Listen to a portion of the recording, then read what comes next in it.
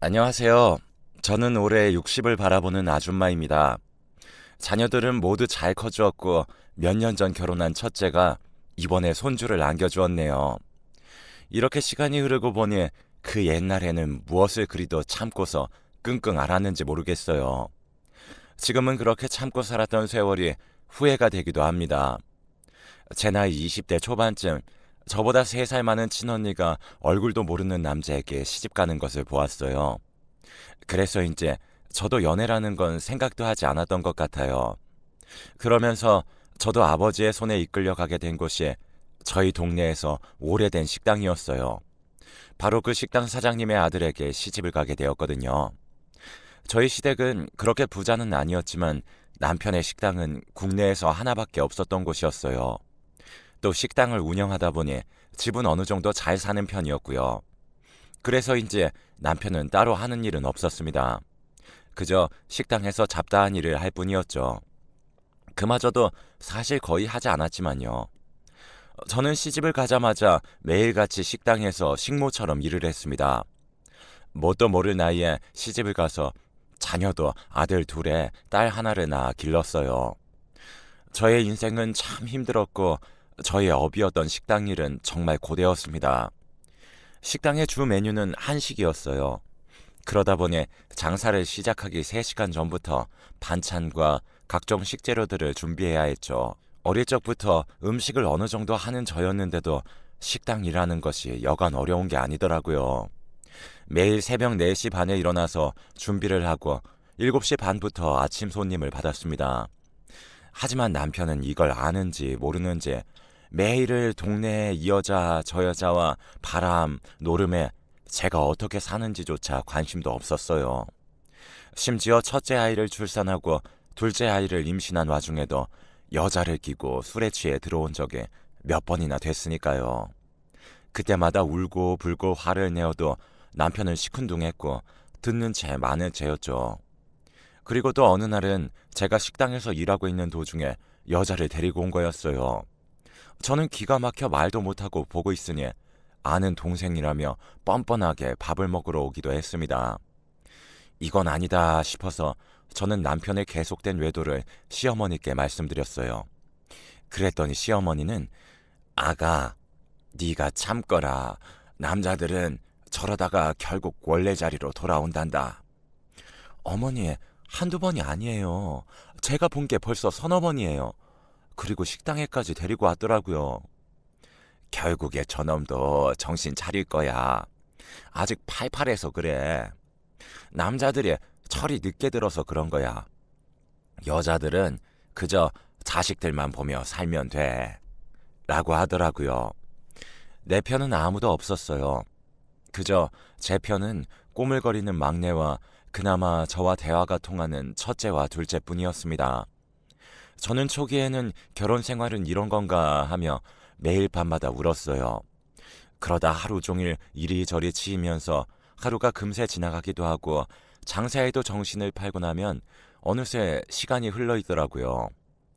아이들이 셋이나 되다 보니까 돌아서면 학교, 입학, 돌아서면 졸업이 반복되었죠. 하지만 남편의 바람기는 날이 갈수록 심해졌어요. 그래도 살아야 했기에 그저 아이들과 먹고 살 일만 걱정하며 엄마의 역할을 충실히 해왔습니다. 어느새 식당에 손님은 가득 찼고 옆집을 인수해서 확장도 할 수 있었어요. 그렇게 20년이라는 세월이 지났고 첫째 아이는 대학생이 되었죠.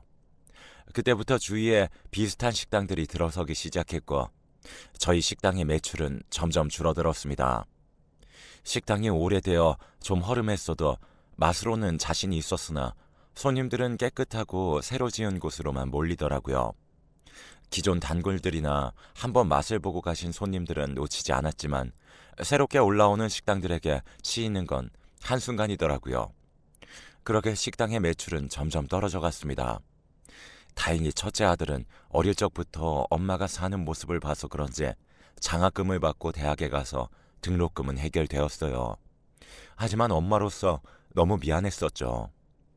그래서 아들의 대학생활 시작에 필요한 돈을 생각해서 100만 원을 주려고 미리 빼놨어요.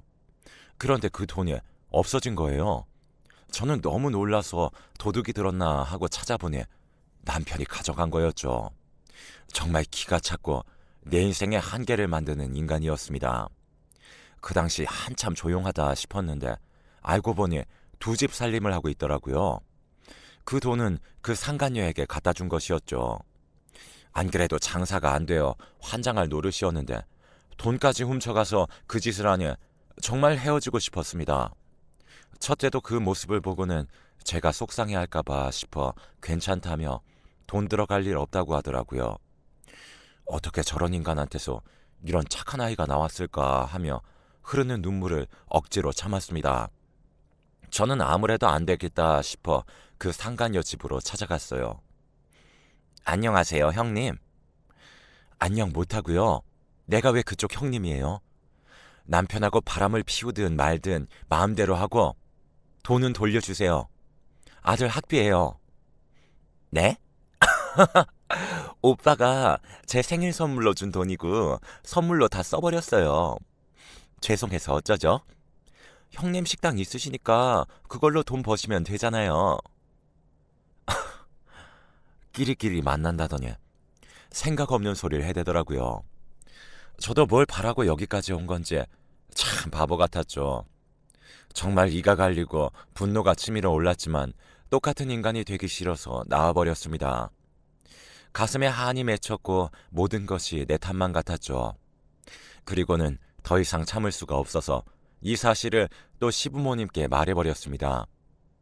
그런데 별말 없이 들으시고는 제게 30만 원을 주시면서 이번 한 번만 눈 감으라고 하고 남편에게 따끔하게 말하겠다고 하시는 거 있죠?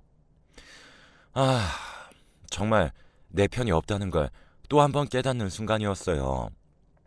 당신들 하나뿐인 자식에 결혼을 했는데도 불구하고 바람이 나서 두 집 살림을 한다는데 저렇게 나오신다는 게 이해가 되지 않았습니다. 그 길로 저는 친정에 갔어요. 부모님께 말씀드렸죠. 하지만 돌아오는 대답은 똑같았습니다. 네가 참아라. 식당 장사도 잘 되고 아이들도 잘 크는데 어쩌겠어. 결국 조강지처한테 돌아오는 거야. 그렇다고 뭐 애비 없는 자식으로 키울 셈이야? 도대체 조강지처가 뭔데? 하는 생각도 들고 또 몇십 년을 이렇게 살다 보니 그래, 조금만 더 참자. 아이들 다 크면 그때 이혼하면 돼. 라며 아이들 때문에 저 스스로를 다독였어요. 그렇게 저는 이 세상 하늘 아래 가족은 아이들과 저뿐이라는 걸 깨닫게 되었어요. 저와 아이들 먹고 살 길은 오직 식당 일밖에 없다는 생각이 들었습니다. 그렇게 식탁에 앉아서 혼자 눈물을 흘렸고 한 방울씩 떨어지는 눈물을 감정에 메마른 듯 옷소매로 그냥 쓱쓱 닦아버리는 저였죠. 식당의 매출은 계속해서 떨어졌지만 저는 이대로 무너질 순 없었습니다. 그날부터 밤낮으로 식당을 다시 살리기 위해 연구를 했어요. 사실 한식만 팔던 그저 밥집이었는데 그 중에서도 손님들뿐만 아니라 아이들이 제일 좋아했던 갈비찜을 내세워 저는 맛을 연구하기 시작했어요. 2년 정도 걸려 중독성 있는 마성의 맛을 만들어낼 수 있었습니다. 시어머니의 기존 레시피에다가 저의 맛 연구를 더하여 시작하게 되었어요. 과일과 각종 야채의 비율을 조합하여 특제 소스를 만들어 며칠 동안 숙성 과정을 통해서 새롭게 개발하게 되었던 거죠. 오시는 손님들마다 극찬을 했고 드시고 나면 무조건 포장까지 이어졌어요. 하지만 매출에 크게 변화는 없었습니다. 이것도 홍보가 필요했는데 저는 그 부분이 잘 안 되어 그런 것 같았어요. 이 맛을 모르니 사람들이 오지 않는 것 같았거든요. 그걸 고민하고 있었는데 당시 대학생이었던 큰아들이 인터넷으로 저희 식당을 홍보해주게 되었습니다. 그런 홍보 글을 보고 오신 손님들이 또 맛있다는 홍보를 해주시고 인터넷에 순식간에 퍼져버렸죠. 한순간에 전국 팔도 맛집으로 소문이 나버리더라고요. 그렇게 말 그대로 저희 식당이 대박이 난 것이었습니다. 어느 날은 문을 열기 전부터 손님들이 줄을 지어 기다리는가 하면 또 어떤 날은 예약이 다 차서 그날은 예약 없이 오신 분들은 받을 수조차 없었죠. 그렇게 식당은 더 이상 가족들끼리만 할 수 없게 되어 직원들이 1명, 2명씩 늘어났어요. 어떻게 또 귀신같이 냄새를 맡고는 남편이 뜬금없이 본인이 식당 일을 도와준다고 하는 거예요. 시부모님은 이제 정신 차린 거라며 잘 됐다고 서빙과 계산하는 걸 하게 했습니다. 못 믿어왔던 남편은 그나마 곧 잘하더라고요. 저 역시도 나이가 드니까 저 사람도 정신 차렸나 싶기도 했죠. 또 그동안 아빠의 빈자리가 없어 보였던 아이들도 막상 아빠가 돌아오니 엄청 좋아했습니다. 막내는 아빠 아빠 하면서 졸졸 따라다녔고, 첫째만 시큰둥했고, 둘째 딸도 표현은 안 하지만 좋아하는 눈치였어요. 그렇게 식당이 안정화가 되었고, 한정식이 주 메뉴였지만 제가 개발한 갈비찜이 인기가 단연 1등이었죠. 정말 그때는 저희 가족이 화목해지는 듯 했어요.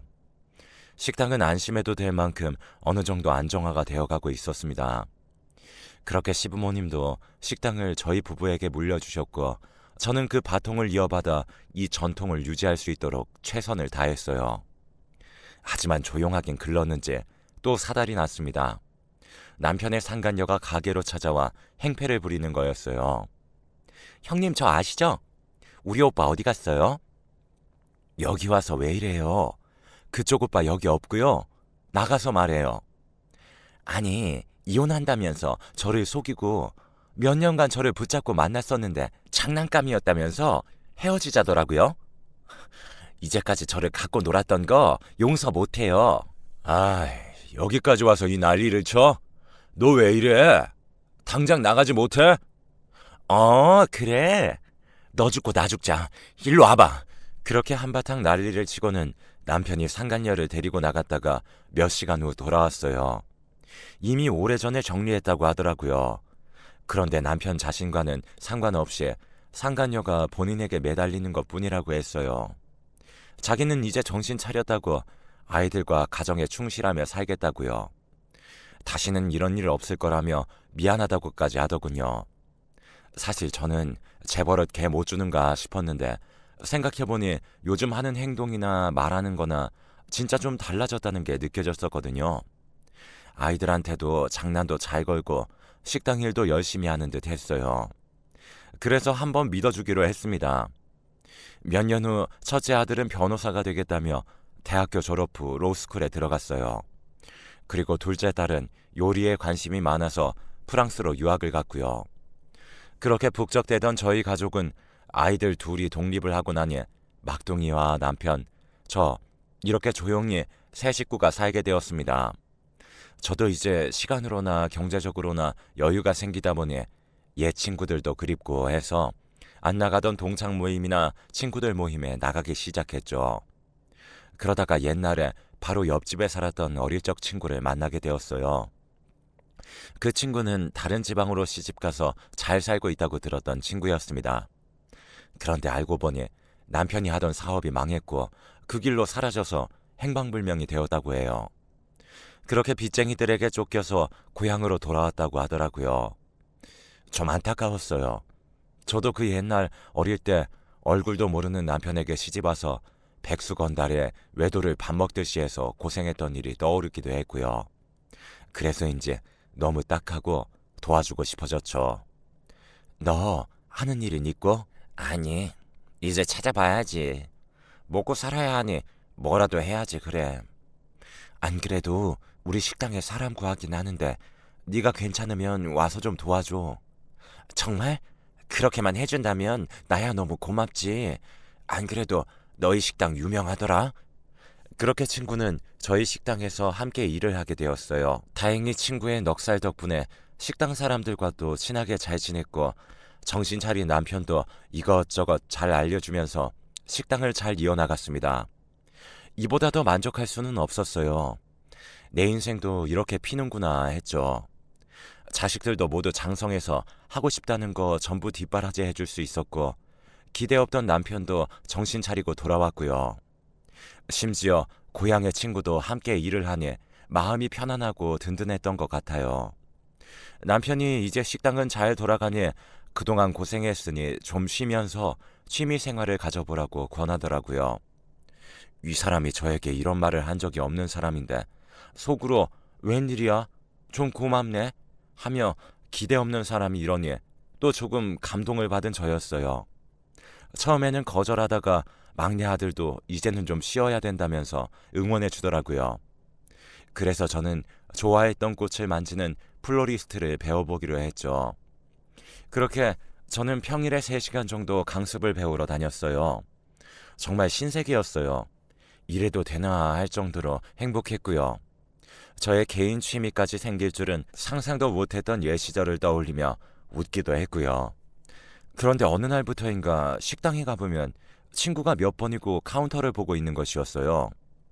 저는 서빙도 하면서 개선도 같이 도와주는구나 싶었는데 주인 행세를 하는 듯한 그런 느낌이었죠. 은근히 손님들에게도 무례하게 굴고 다른 직원들에게 지시를 하는 등 점점 나태해져 가는 듯 했어요.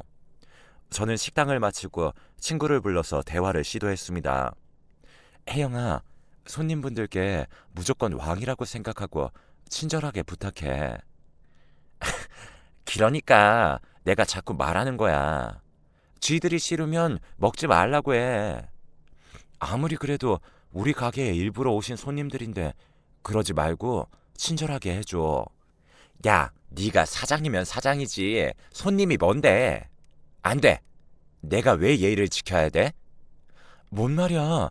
요즘 장사 그렇게 하면 망한다고. 그래. 너는 옛날 방식 좀 그만해. 이제 손님들도 달라. 맛집에 와서 먹고 싶으면 왕노릇하면 안 되지. 우리가 안 팔면 그만이야. 맞아. 여튼 얘는 좀 답답하다니까. 옛날부터 그랬어요. 그래. 당신은 이만 올라가. 여기는 우리가 정리하고 들어갈게. 떠밀리듯 집으로 올라오긴 했지만 아무리 생각해봐도 이건 아니다 싶어 다시 식당으로 내려가게 되었어요. 식당 간판과 안쪽에 불이 이미 꺼져 있어서 다들 퇴근했구나 하며 돌아서려는데 뒷골이 싸하더라고요. 식당 룸에 불이 켜진 것 같이 희미하게 뭔가가 보였기 때문이었죠. 남편인가 싶어 문을 열고 들어가더니 아니나 다를까 안쪽 룸에 불빛이 희미하게 보였습니다. 저런 불이 없는데 하며 이상해서 문을 열었는데 저는 못 볼 걸 보고야 말았습니다. 남편과 혜영이의 불륜 현장을 목격하게 된 것이었죠. 저는 소리를 질렀고 그 둘도 깜짝 놀라서 저를 바라보고 있었어요. 어떻게 내 식당에서 이런 짓거리를 할 수 있는지 억장이 무너졌습니다. 역시나 저 사람은 인간이 아니구나 싶었죠. 오래된 친구의 배신과 함께 남편의 고쳐지지 않는 버릇은 저를 또 죽였습니다. 야, 서혜영, 네가 어떻게 이런 짓을 할 수가 있어? 아, 미안하다 그래.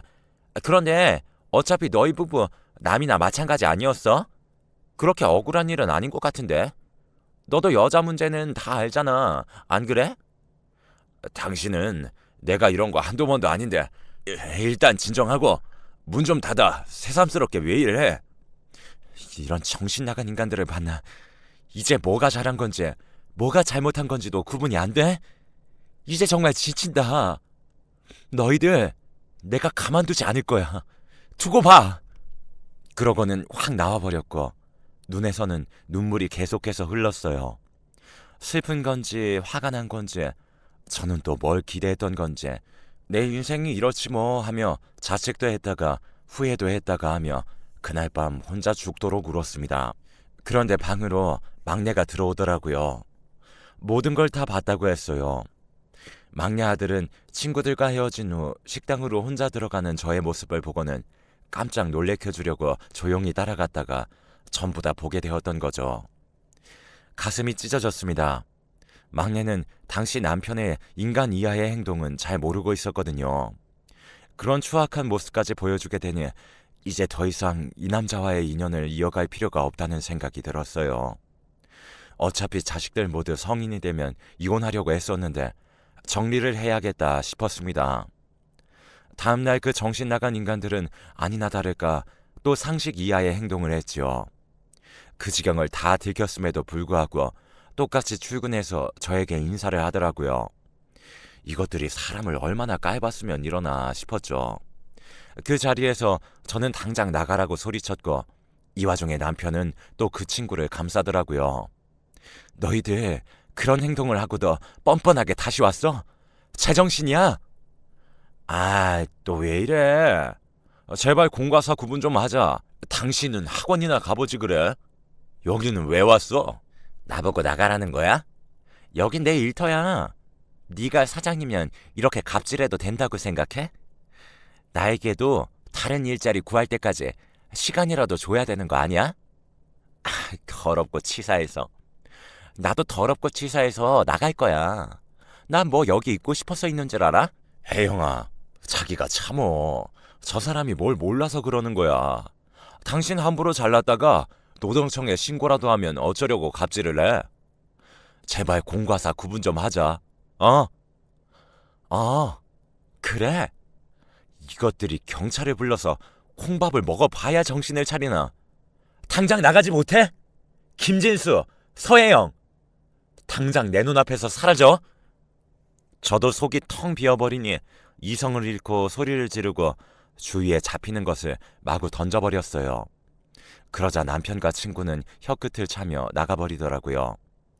정말 답답했고 이제는 더 이상 참지 못하겠다 싶었죠. 그 길로 저는 식당 문을 닫고 시댁으로 가서 시부모님께 이혼을 선언했습니다. 시부모님도 사태 파악을 잘 못하시고 저를 혼내시더라고요. 남자들 다 그렇다는 말을 하시면서요. 저는 그간 있었던 이야기를 쭉 말씀드렸고 식당에서 한 짓도 모두 털어놓았죠. 그제야 저에게 사과를 하시며 이혼을 막으시려고 하셨지만 저를 막을 수는 없었습니다. 그렇게 저는 아이들을 모두 불러 모았어요. 어느 정도 예상은 했는지 오히려 아이들은 잘했다며 저를 응원해 주더라고요. 그리고 첫째는 진작 했어야 하는 걸 우리들 때문에 참고 이제껏 고생한 거 미안하다며 눈시울을 붉혔습니다.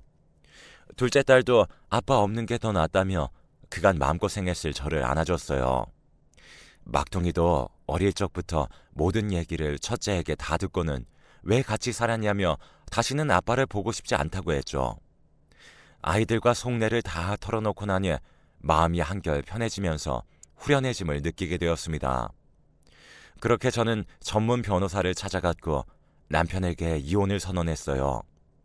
법원에서는 가정의 재산 증식의 기여도가 적음을 인정해 주었지만 혼인 지속 기간이 있기에 한 푼도 주기 싫었지만 재산 분할을 할 수밖에 없었습니다. 남편은 식당을, 저는 살고 있는 집과 위자료를 받았죠. 그렇게 모든 것이 끝이 났습니다.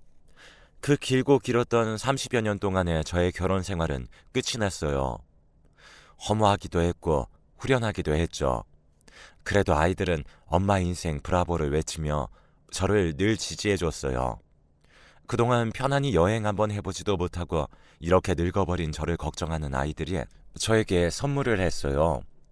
우리 가족 넷이서 떠나는 여행이라며 비행기 티켓을 주더라고요. 저는 아이들과 처음으로 비행기를 타고 괌으로 여행을 갔습니다.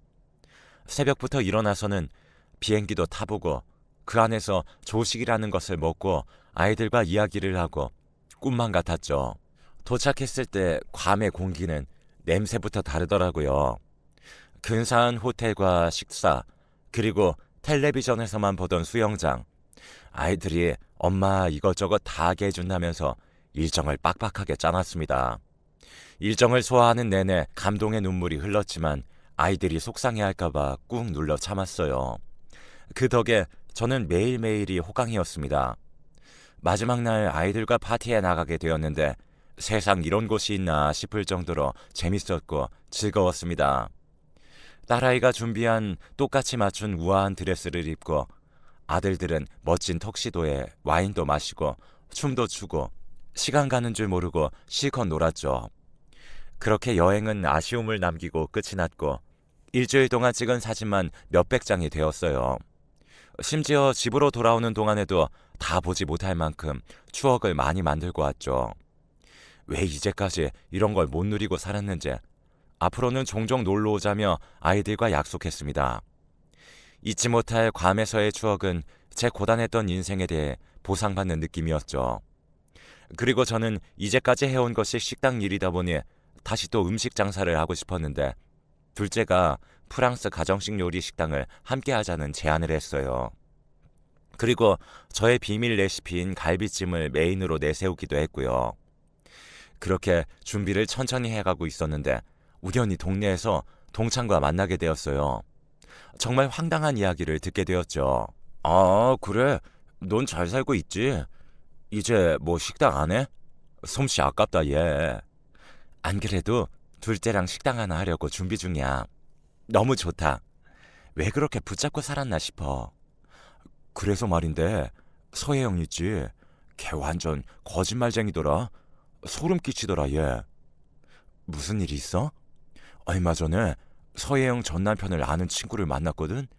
전 남편이 사업이 망한 게 아니고 그 기집애가 바람을 폈다는 거야. 그래서 전 남편이 이혼하고 쫓아내버렸다지 뭐야. 끼리끼리 만난다더니 너 이혼 잘했어.